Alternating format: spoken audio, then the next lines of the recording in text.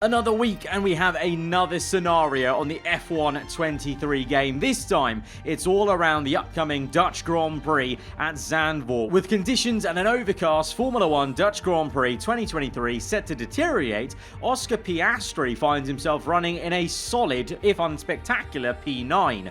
Can he exploit the unpredictable weather and secure an unlikely podium? So we have a situation where we're looking to gain time in that transition to the wet period and try and turn the tides and get another McLaren podium in 2023. Now, before I started this scenario, this was an interesting one because, of course, McLaren, at the moment on F1 23, their base performance is as it was at the start of the season, not too great. So trying to go from P9 to P3 seems like a bit of a stretch for a McLaren with the way it is in game, but that depends on how mad this rain is going to be, what we can do in terms of switching over to the intermediate and what the pace is saying for the cars around us. We know that sometimes in the scenario modes things can be coded certain ways, and this was actually one of the scenarios where I actually had to do it twice to actually complete the objective. So I had to give it a second go, and you'll see both attempts in this video right now. This is my first attempt, so we're starting P9. Lando, our teammate, has just set the fast lap of the Grand Prix. We're both on the soft compound tyre. Lap 64 of 72 of this full Dutch GP. Somehow Max Verstappen is DNF'd out of this one, so even the F1 game is admitting the only way that we're not going to get Verstappen winning this home race, and I think matching or breaking Vettel's record of consecutive wins is going to be if he has a DNF at the Dutch Grand Prix coming up later this weekend. There are some different names up there, including Alexander Albon, who currently is running P5. But at the moment, we're looking to overtake Ocon with a nice little dive down the inside just as we get into Sector 3 to get up into P8. You can see Sainz is setting the fast lap of the Grand Prix. I believe he's the one that leads the way. But yeah, we've got Albon in the top 5, so he's definitely a car that we can catch and overtake. But you're going to see here, lap 66, 2 laps later, the rain has started to fall. And within these next 2 to 3 corners, it's going to dramatically settle on the circuit. I mean, I would love to see kind of mad transitions like this in the normal part of the game. Again, taking bits of the scenario and chucking them into career mode. Like, how mad would it be if it really could get this wet this quickly in a real career mode race? As we now go on for intermediate, our engineers confirm that, and ahead of us, Hamilton spun it into the wall, Hulkenberg spun it. The two of them doing 2 pirouettes, almost like synchronized swimming there, as they just can't stay afloat with the wet weather here, and we've gained 2 positions. So that's a massive way we're going to maybe get up to a podium, is those 2 spinning, and that is actually a coded thing into the scenario of them 2 spinning. But as we get on to lap 71, I've not shown you the overtake of an Albon because I'm getting to the real important part here. Is this onto the last lap? Perez is going slow. He's got a car issue, and I just caught them. But there, Russell overtook Perez into turn 1. Now, realistically, I had to be there making that 3 wide. That was the only way I was going to overtake Russell here to get the P3, because he caught Perez fair and square. He's not got an issue. Perez, he's got a car issue, a mechanical failure that's slowing down his car because he's now a second behind us. But as much as I push to try and chase after Russell, I just can't get that P3. Alonso goes on to win this attempt with Sainz in second place, but we're 4 tenths away from getting the objective. So frustratingly, I had to restart and go again and basically learn from some of the mistakes I made in the first attempt with this scenario. And to be fair, I think that's kind of a cool thing with the scenario events and these races, is you can kind of redo them because they're not that long, and you can kind of learn where you could have gone quicker and kind of improve a little bit on your attempt. So we're going again. This time we're going straight banzai on it to try and catch up to Ocon. It's a much better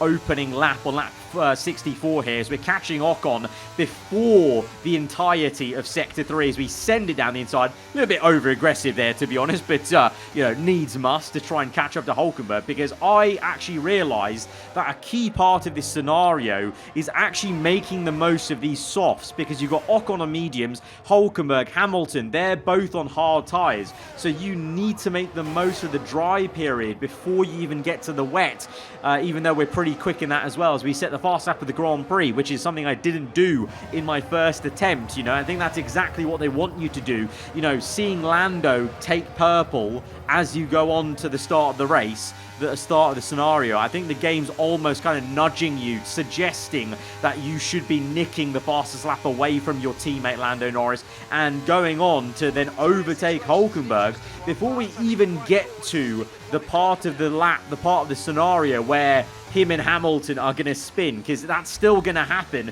as we go on to lap 66 into this section. Again, incredible switch over to wets. It's almost like the rain cloud just opened up in this one part of the circuit. Monsoon weather has come to the last sector of Zandvoort, and into this next section, once again, you're going to see Hamilton make that mistake, spin into the wall in the exact same place, and behind me you can see in the mini-map, Hulkenberg's actually spanned at a different place in the circuit. He spanned a little bit earlier than he did in my first attempt. So it's kind of good to see that even though the spin is coded into the scenario, it can slightly vary and happen at different points, you know, on the attempts you're doing there. It's not like a complete, absolute carbon copy. So as we come into the pit lane then, nice turn in and hopefully a good pit stop from our McLaren crew to do a 2.4, not bad. And we can see ahead of us is Alexander Albon in the Williams. Don't know how on earth he's got up here in this scenario. I mean, this entire race has been a bit of a mad one. Verstappen's out, Leclerc's down the order. You've got Albon in the top 5. Obviously, somehow we ended up on the softs with Lando at the end with a different strategy to everyone else. And then the rain itself was pretty mad. I don't think I've ever seen a track go from dry to wet this quickly, but that's the beauty of the scenario then. And we're catching Albon. This time I'll show you as we pass Albon, because the first attempt it didn't matter, because no matter where I passed Albon, I was still too far back from Russell. Whereas here, you can see on the mini-map, and actually ahead of me, you know, just as we go through the banking, that is Russell just up the road. So as we get a really good exit off the banking and use plenty of battery just to get us along into 7th gear early, into 8th gear, another clean lap for us as we go on the outside of Albon. Little bit of contact as he's a little bit aggressive actually on us to try and defend the position.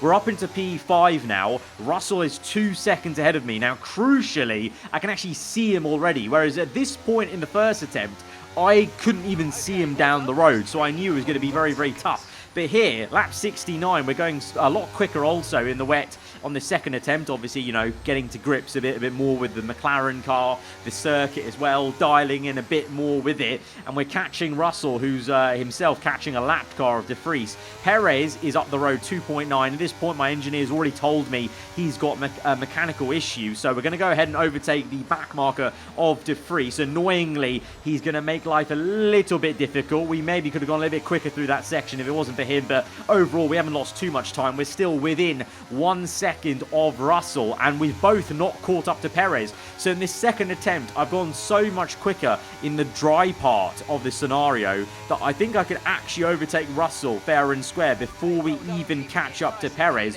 which was something also wasn't possible in the first attempt. So not only did I go quicker in the dry part, I went quicker in this intermediate period because I was a bit more confident with the car. So definitely if you're trying out the scenarios for yourself, not just this one, but other scenarios in the future, definitely, you know, try to get, if you don't get the objective straight away, try them again, because you'll just get that bit quicker. You'll be used to the track conditions, etc., and the car you're in. As we are now looking for a move on Russell, we're now catching up to Perez, who has that mechanical issue. So it's actually similar to the first attempt where I'm looking to overtake Russell with the help of Perez, because Perez is holding up Russell at this moment in time. He could definitely be going quicker on this lap for sure if it wasn't for Perez there giving him a bit of dirty air, a bit of spray, slowing up in the corner. And we're going to absolutely send it here with Piastri on the inside, 5th gear, get on the power, nice and early through mid-corner and get up into P4. And now it's just about overtaking a car that we know has a mechanical issue with 1 and a bit laps to go. Perez, although slow, is, this circuit's obviously not amazing to overtake at, so it's not going to happen straight away. We're going to be a bit patient through the third sector and make sure we just get this done completely, because I don't want any chance for Russell to catch me whilst we overtake him. So we need to overtake Perez in a very clean manner where he's still in P4 just to block Russell off, because genuinely I don't know the pace of him in clean air. He may be able to catch us because he's still there within 5/10 of us as we go through the last banking, but this is our time now to squirt the throttle. Bit of battery use, very close to the wall, very close to Sergio Perez on our right hand side. But as we go into turn 1, we give Perez a little bit of a squeeze. He's still going to put up a fight into T1, a little bit of contact as we bang tyres, but we are going to ultimately make the overtake, and crucially he's still going to be there in P4 to block Russell off for us a little bit, and so we can now take things a bit easier and know that that Red Bull is going to slow down the Mercedes already by like 6/10. And so Alonso again wins in this attempt, Sainz second, but this time we've actually got the P3 that we need, and we're 1.5 ahead of the next car, whereas obviously on the first attempt we were 4/10 behind Russell, the car we needed to get the podium. So yeah, the first scenario where I've had to try it twice to really actually get in. We were very close on the first attempt, but the second attempt was needed just to actually finally get the objective and get that podium for Oscar Piastri. But I don't know, let's hope that this scenario is maybe wishing things into existence. Verstappen not even on the podium, Alonso up there winning the race, Ferrari done okay with Sainz in second, and it's another McLaren podium, and I'm sure plenty of people will be enjoying that. But if you guys have enjoyed this scenario video, then be sure to hit that like button. Let me know what you thought in the comments below. Give it a go for yourselves. Let me know how you do in the comments if you do go on to try it out. And if you are new around here, then do get subscribed for weekly Formula 1 content. I'll see you guys next time. Goodbye.